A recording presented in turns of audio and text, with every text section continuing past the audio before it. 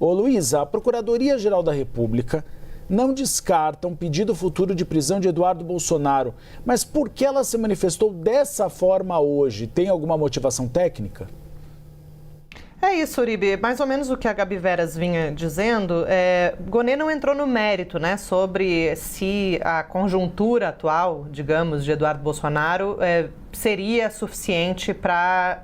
um pedido de prisão preventiva. Gonê se fiou ali no fato de que parlamentares, de uma forma geral, não têm legitimidade para pedir a prisão preventiva de quem quer que seja, né? Essa é uma atribuição que é exclusiva ou da Polícia Federal ou da própria PGR. E aí o pulo do gato nessa manifestação de ontem, Uribe e Tainá, foi uma frase em que Gonê diz o seguinte: de toda sorte, a PGR se reserva a avaliação em instante que estime oportuno de eventual requerimento de medidas cautelares, inclusive no que tange ao aspecto da sua viabilidade técnica. Então, para auxiliares do Procurador-Geral Paulo Gonê, essa frase, né, esse ponto da manifestação, deixou claro que os parlamentares não podem pedir a prisão preventiva de Eduardo Bolsonaro, mas o próprio Gonê pode. Está avaliando essa possibilidade e, mais que isso, está avaliando a viabilidade disso diante do fato de que Eduardo está nos Estados Unidos desde o início do ano, salvo engano, ali desde o mês de março, quando ele pediu inicialmente uma licença, né, para declaradamente ir aos Estados Unidos, tentar convencer as autoridades americanas de que estaria havendo uma espécie de perseguição política do STF em relação ao seu grupo político, né, e isso acabou resultando, de fato, em medidas concretas aplicadas pelos Estados Unidos, sanções, né, aplicadas pelos Estados Unidos ao Brasil, e gerando também uma denúncia oferecida pela própria PGR contra o Eduardo Bolsonaro e também contra o jornalista Paulo Figueiredo por essa atuação nos Estados Unidos que, segundo essa acusação, teria por objetivo constranger o judiciário brasileiro e, de alguma maneira, atrapalhar, né, colocar obstáculos ao avanço das ações e dos inquéritos, investigações em geral, que miram o seu pai, o ex-presidente Jair Bolsonaro.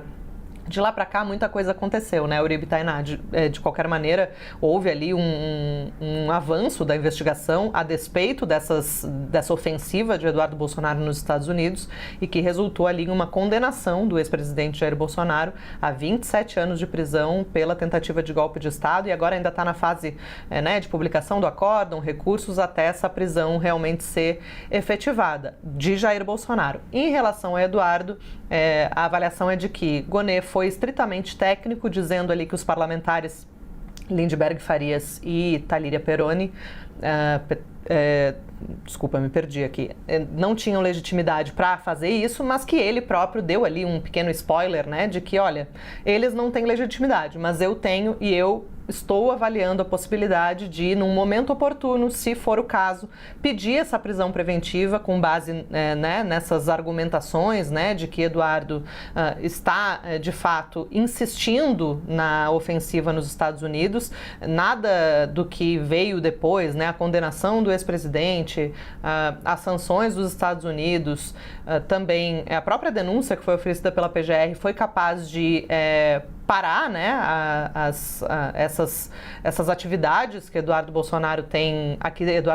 se dedicado nos Estados Unidos e, com isso, a avaliação dos deputados é que já haveria ali motivos suficientes para uma decretação de prisão preventiva. Agora, o fato de Eduardo estar nos Estados Unidos é um entrave que é técnico, né, até tanto que Gonê falou aí em avaliar a viabilidade efetiva que esse mandado de prisão teria nesse momento. Gonê não se manifestou contra isso nesse momento, mas deixou então em aberto a possibilidade de fazer isso no futuro.